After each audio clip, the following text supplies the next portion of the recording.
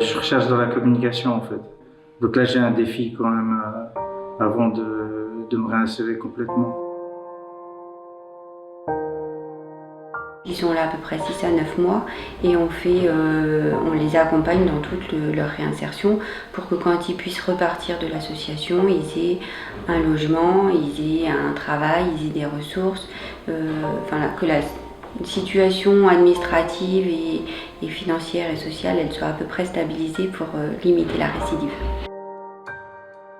C'est des personnes qui ont fait déjà tout un parcours en détention et qui ont fait déjà un grand travail sur eux.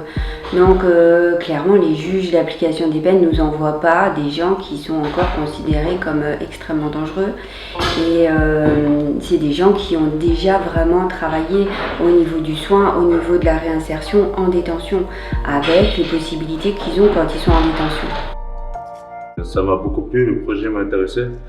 Et par la suite, j'ai demandé à sortir sur placement extérieur, qui a été accordé au bout de quelques mois, mais ça m'a aidé à vraiment sortir de cette situation et retrouver la confiance en soi, quoi.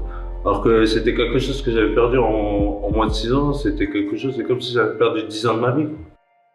Et je suis la seule, moi, avec les membres du bureau et effectivement les psychologues, à connaître le motif de la peine des résidents. Tout le monde est accueilli tel qu'il est, avec son parcours, avec ses bagages. Il n'y a pas en face de nous des délinquants, il y a en face de nous des hommes qui ont un parcours complexe et qui ont besoin de se reconstruire. Mais c'est vraiment une sorte de famille et avec des gens qui sont vraiment agréables à accompagner. Le sentiment de prisonnier il diminue en fait une fois dehors, mais c'est progressif. Ma mère vit à proximité, donc elle peut visiter.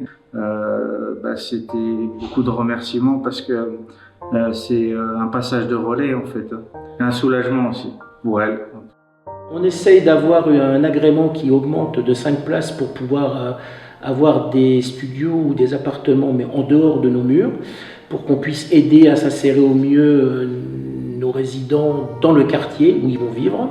Et puis on travaille aussi sur le projet de justice restaurative, c'est mettre face à face une victime avec un potentiel détenu et les faire dialoguer ensemble et pourquoi pas arriver à se pardonner de ce qu'ils ont fait ou de leurs actes.